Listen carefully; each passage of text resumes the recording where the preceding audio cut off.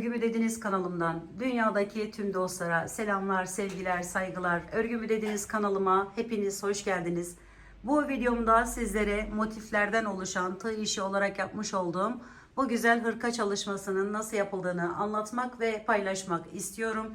Umarım sever ve beğenirsiniz arkadaşlarım.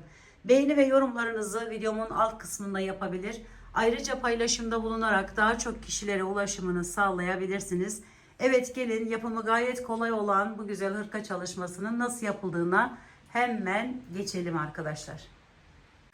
Hırkamı yaparken kullanmış olduğum iplerim şöyle Himalaya Deluxe bambu olan iplerden. Bu da aynı. Bunun kağıdını bulamadım arkadaşlarım, o yüzden söyleyemeyeceğim ama şöyle acı bir kahve. Bunun numarası 124 arkadaşlar. Tığım ise 2,5 milim oldu. Hırkamı yaparken. Şimdi motifini yaparak başlıyorum. Zaten tek motiften oluşuyor ve yapımı da gerçekten gayet kolay. Şöyle ipimi aldım. Bu krem rengi ipten 400 gram 450 de olur. Elinize göre değişir arkadaşlarım. Bunu kesinlikle söylemek istiyorum. Yapacağınız büyüklüğe göre de değişir. Elinize göre de değişir. Bundan benim kullandığım bu 500 gramdan şimdi az bir parça kullanacağız. Şu da bir tanesi bitti, yani 100 gramı bitti. İkincisine geçtim. Onu da çok az kullanacağım. Şimdi öncelikle şöyle bir halka yapıyorum. Halka 2,5 milimde tığ kullandım. Halkamın içerisine giriş yapıyorum. Önce şu şekilde tutuyorum. Bir tane zincirle sabitliyorum. Daha sonra bir miktar yükselip arkasından şu şekilde alıp önüne geçiriyorum. Sonra üzerine 2 doluyorum. Yanına hemen yarım olan ikili trabzanından yapıyorum. Şöyle biraz kenara çekelim. Evet. Sonra bunları birleştiriyorum. Bu şekilde. Sonra bir tane zincir çekiyorum. Üzerine tekrar 2 dolayıp hemen yanına şöyle 2 tane yarım trabzan yapıyorum. Bakın şöyle ikili yarım trabzan. Bakın 3 tane oldu burada. Üçünü birleştirip çekiyorum. 1 2 3 tane zincir çektim araya. Sonra tekrar 2 doladım. Bu işlemi 4 defa tekrarlıyoruz. 2 tane şöyle aldık. Sonra birlikte arada bir zincir, sonra tekrar 1 2 birleştiriyoruz. 1 2 3 tane zincir çektik. Tekrar aynı işlemi yapıyoruz. 1 2 birleştirdik. Bir zincir, tekrar diğerini yapıyoruz. Birleştirdik. 1 2 3 zincir. Bakın 1 2 oldu. Şimdi üçüncü kenarımızı yapıyoruz. Bunun da son olan yerini yapıyoruz. Şöyle üzerine 2 doladık. 1 2 tekrar 2 doladık. 1 2 birleştirdik. Bir zincir. Aynı işlemi bir daha yapıyoruz. Şimdi burada şu fazla ipimizi arkadaşlarım kaybetmek için şöyle iyice sıkılaştırıyorum. Bakın dördüncüyü, yani sonuncuyu yapıyorum artık. Bunu da şu şekilde tutuyorum, ikisini birlikte. Şöyle onu aradan götürerek, yani ikisini birlikte örerek buraya çıkmamasını sağlıyorum. Sonra 1 2 3 şu fazla olan ipimi de kesiyorum. Sonra bir daha uğraşmamak amaçlı. Sonra 2 3 tane zincirimi çektim. Geliyorum arkadaşlarım, bakın şu tepe noktasından giriş yapıyorum. Sonra buraya kaydırarak bağladım. Diğer ipime geçiyorum.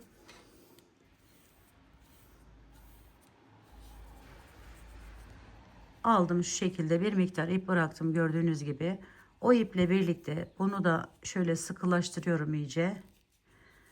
Şimdi bakın şu durumdayken şuradan geri şu şekilde geçiyorum. Şöyle aldım ve buraya şöyle bir tane sık iğne gibi yaptım arkadaşlar. Sonra bir tane daha şu ipimle, yani ipi ne kadar bıraktıysanız o kadar şöyle beraber çıkabilirsiniz. Şöyle 1 2 2 tane zincirden sonra şu şekilde çeviriyorum. Aldım arkadan ve bir tane üçlü trabzan boyutunda yer yaptım buraya. Sonra 2 tane üzerine alıyorum. Aynı yerden giriş yapıyorum. Bakın şu şekilde 1, 2, 3. Üçlü trabzan yaptım. İkinciyi yaptım. Şu anda üçüncüyü yaptım. Dördüncü de üzerine bir aldım. İkili trabzan yapıyorum. Şu şekilde. Sonra bir tane zincir çekiyorum. Üzerine bir aldım. Geliyorum. Şurası bakın şu arada bir zincir çektiğimiz yerden girişimizi yapıyoruz ve buraya bir tane çakma sık iğne yaptık. Bir tane zincir. Bu ipimiz burada kalacak. Diğer rengimiz. Bir tane zincir çektim. Tekrar üzerine bir aldım. Diğer boşluğa geçiyorum arkadaşlarım bakın. Buraya bir tane ikili trabzan. Üzerine 2 dolayıp 3 tane yanına üçlü trabzan yapıyorum. Biri yaptım, 2 ve 3. Sonra araya 1, 2, 3 zincir çektim. Üzerine tekrar 2 doladım. Önce 3 tane üçlü trabzan yapıyorum. 1, 2 ve 3. Dördüncü de üzerine 1 alıp ikili trabzan yapıyorum. Şu şekilde. Köşemizi oluşturmuş oluyoruz. Bir zincir çektik, bir aldık üzerine ara boşluğa giriş yaptık ve buraya bir tane çakma sık iğne yaptık. Bir zincir tekrar çektik ve ikili trabzan yapıyoruz önce. Sonra 3 tane üçlü trabzan yapıyoruz. 1, 2, 3, 1, 2, 3 zincir, tekrar 3 tane üçlü trabzan. 1, 2, 3, sonra bir tane ikili trabzan, bir tane zincir ve aradan giriş yapıp çakma sık iğne, bir zincir, tekrar ikili trabzan, üçlü trabzanları yapıyoruz.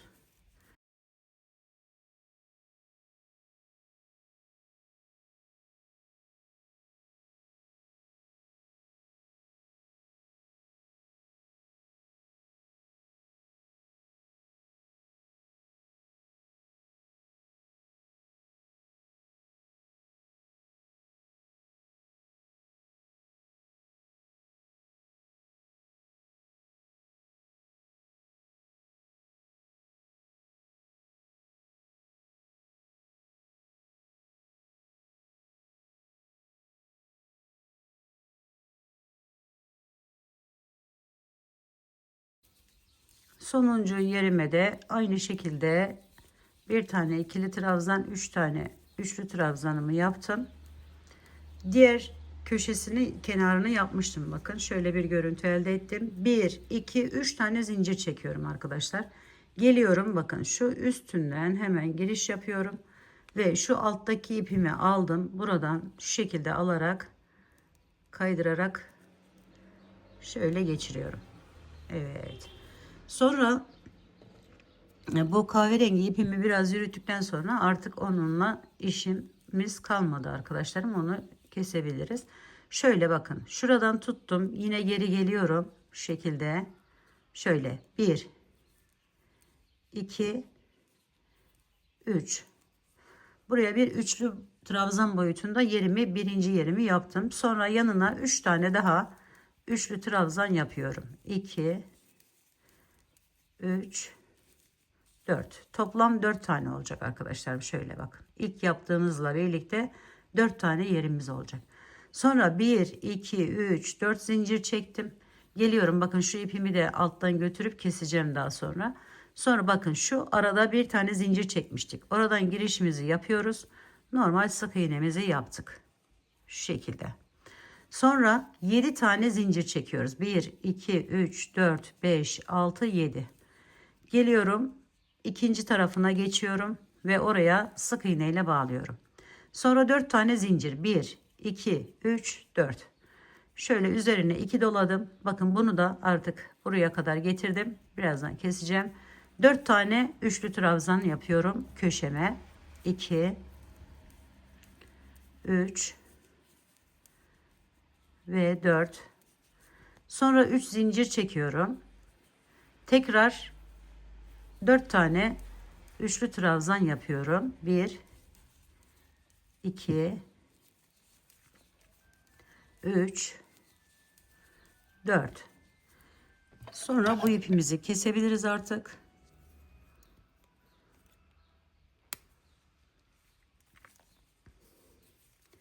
Şimdi 4 tane zincir. 1 2 3 4.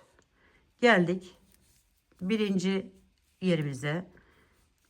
Sık iğne ile bağladık. 1 2 3 4 5 6 7 zincir. İkinci yere hemen geçtik. Şöyle bir görüntü oluşuyor bakın arkadaşlar. 4 zincir 2 3 4, sonra 4 tane üçlü trabzan,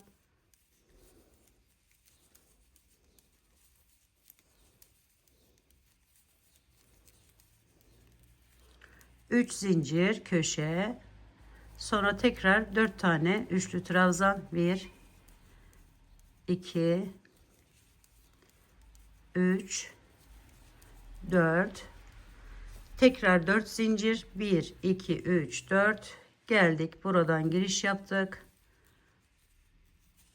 1 2 3 4 5 6 7 zincir, hemen buraya giriş yaptık. 1 2 3 4 zincir, 4 tane üçlü trabzan,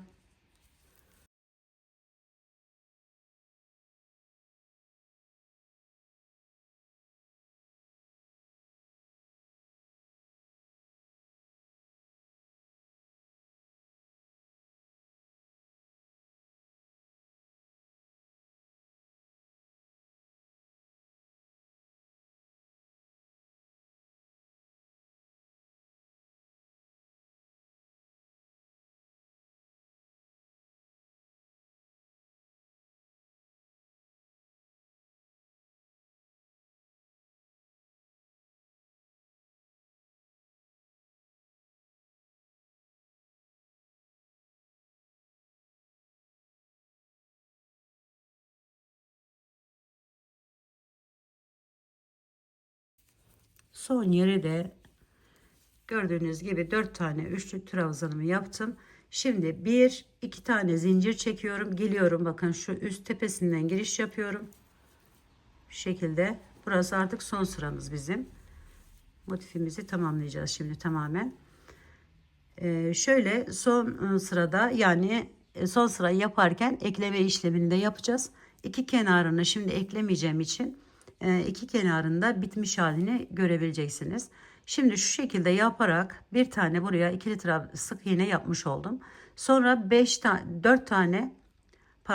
tane zincir çekiyorum. 1 2 3 4 5. Sonra geliyorum, bakın hemen aynı yerin içerisine, yani köşeme şöyle bir tane yerimi yapıyorum bu şekilde. Sonra 4 zincir çekiyorum. 1 2 3 4. Geliyorum arkadaşlarım, bakın şu zincir çektiğimiz 4 tane yerden giriş yapıyorum hemen şuradan ve buraya sık iğne ile bağlıyorum. 5 tane zincir çekiyorum. 1 2 3 4 5. Sonra geliyorum aynı sık iğnemin yanına bir tane daha sık iğne ile burayı tutunduruyorum. Şu görüntüyü elde ediyorum. 1 2 3 tane zincir çekiyorum. Bu ortada yaptığımız yerin içerisinden hemen giriş yapıyorum bu şekilde. Buraya sık iğne ile yaptım. Sonra 5 zincir, 1 2 3 4 5. Yine aynı yerin içerisine giriş yapıp oraya bir tane daha bu yerden yapıyoruz. 1 2 3 zincir. Bakın şu boşluktan giriş yapıyoruz. Buraya sık iğne ile bağladık. 1 2 3 4 5 zincir. Yine aynı yere bir tane daha sık iğne yaptık.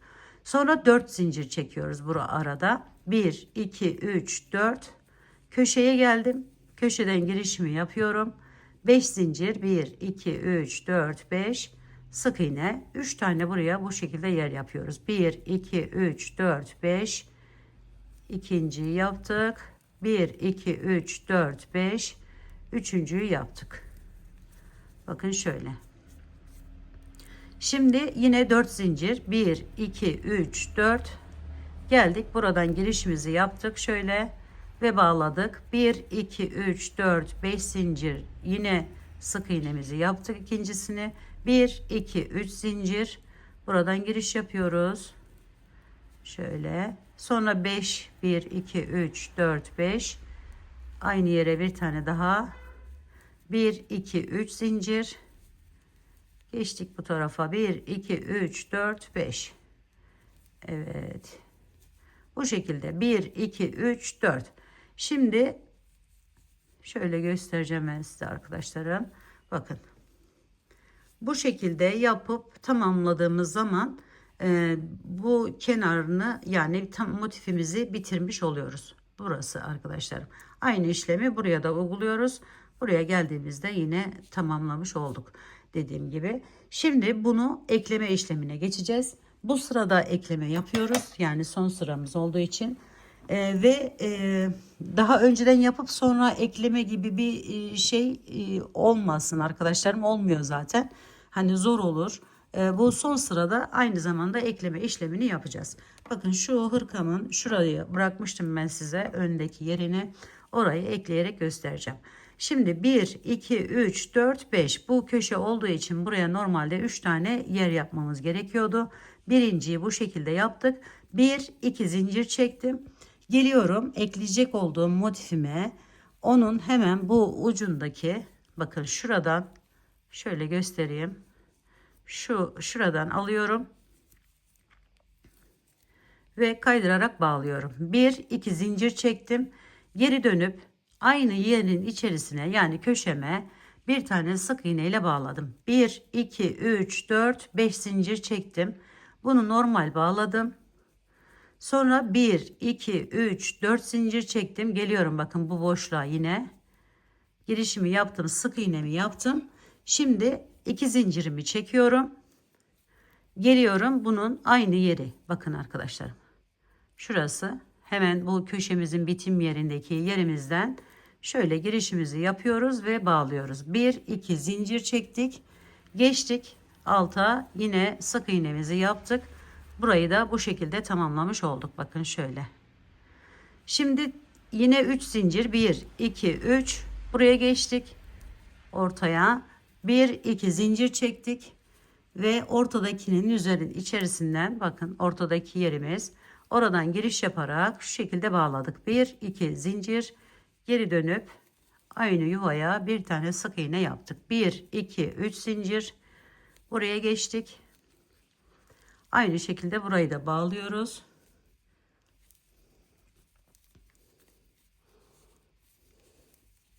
Şimdi 4 1 2 3 4 zincir çektik, geçtik köşeye. Birinciyi normal yapıyoruz. 5 zincir yaptık. Bağladık. 1 2 zincir çektik ikinciyi. Geliyorum bakın bu motiflerimin birleşim yeri şurası. Hemen buradan şöyle giriş yaptım, bağladım. 1 2 zincir çektim, geri dönüyorum ve buraya bir tane sık iğne ile bağladım. 1 2 3 4 5 zincir çektim ve sık iğnemi yapıyorum. Yine 1 2 3 4 zincir.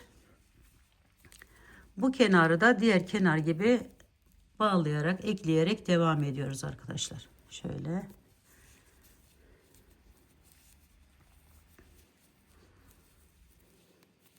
Bakın ortadaki yer, karşısı da ortadaki yer.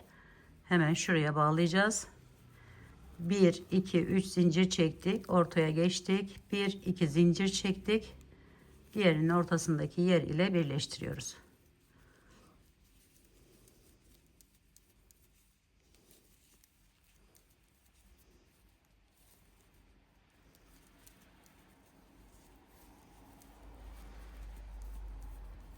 Dört zinciri çektik. Köşeye geçtik. 1 2 3 4 5 zincir. Sonra birleştiriyoruz. Sonra 2 zincir yine ve köşenin ortasındaki yerden yine girişimizi yaptık. 1 2 zincir çektik. Aşağıya iniyorum. Bakın şöyle kaydırarak buraya bağlıyorum. Bu şekilde arkasını çevirdim. Bir tane zincir çekiyorum. Biraz sabitlemiş oluyorum. Sonra keserek tamamlamış oluyorum arkadaşlar. Evet arkadaşlar, bu motifimizi de buraya ekledikten sonra hırkamızı ben tamamlamış oldum. Şimdi biraz sizlere kaç tane motifi nasıl kullandım ondan bahsetmek istiyorum. Şöyle arka 4 yan yana, yani 4 motif 4 sıra. Şöyle göstereyim. Bakın 1 2 3 4 tane. Aynı şekilde önü de öyle arkadaşlarım. 4 sıra. Omuz, iki omuz arası dörder motif, yani 4 sıra motif şu şekilde. Sonra boyu 5 arkadaşlar. 1 2 3 4 5 5 sıra şeklinde yaptım. Tabi bu ölçüleri değiştirebilirsiniz arkadaşlar. Kime yapacaksanız onun o iki omuz arasındaki ölçüyü alarak çok rahat kurulumunu sağlayabilirsiniz arkadaşlar. Şimdi şöyle 5, 10, 15, 20 önde, 20 arkada, 40 motif yapıyor. Sonra kollara geçelim. Kolları da şöyle göstereyim size.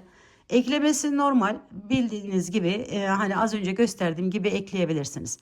Kollarda arkadaşlarım 2 motif yan yana, 1 2 3 uzunluğu, kolu uzunluğu şöyle 2 4 6 8 10 12 tane bir kol, 12 tane diğer kol olmak üzere bunlar da 24 tane yapıyor. 40 da burasıydı. 64 tane motif ile bu çalışmayı yapmış bulunmaktayım arkadaşlarım. Tabi bu dediğim gibi motif sayısı ipinizin kalınlığına göre büyüklüğü, motif büyüklüğü değişebilir. Ve onları da söylemeden geçmek istemiyorum. Şimdi dilediğiniz şekilde başlayıp ekleyerek devam edebilirsiniz arkadaşlarım. Yalnız sadece işte ekleme işlemi motifimizi yapıp son sırasında eklememiz gerekiyor. Onun için böyle yani bunu sonra hani motifleri yapıp da sonradan ekleme işlemi yapılamıyor arkadaşlar. Evet, şimdi bakın şöyle, ben herhangi bir işlem yapmayacağım. Kenarlara böyle kalacak. Buraya bir bağcık isterseniz yapabilirsiniz. Sadece onu söyleyebilirim ek olarak. Ayrıca bir buhar ütüsü, eğer şayet böyle bir ip kullandıysanız benim gibi buhar ütüsünü çok seviyor arkadaşlarım. Şöyle biraz daha açılıyor ve daha böyle düzgün duruyor. Tavsiyedir bu. Tamamen tavsiye ediyorum. Ve bu kadar arkadaşlarım. Evet, ve böyle bir güzellik elde etmiş oluyorsunuz. Umarım sizler de sevmiş ve beğenmişsinizdir. Yapacak olan arkadaşlarıma şimdiden kolaylıklar diliyorum. Örgümü dediniz kanalıma abone olmayı, beğenmeyi, yorum yapmayı, paylaşımda bulunmayı unutmazsanız çok mutlu olurum. Bir dahaki en farklı, en değişik örgü model, teknik ve tasarımlarında görüşmek üzere. Hoşça kalın, sağlıkla kalın. Allah'a emanet olun arkadaşlar.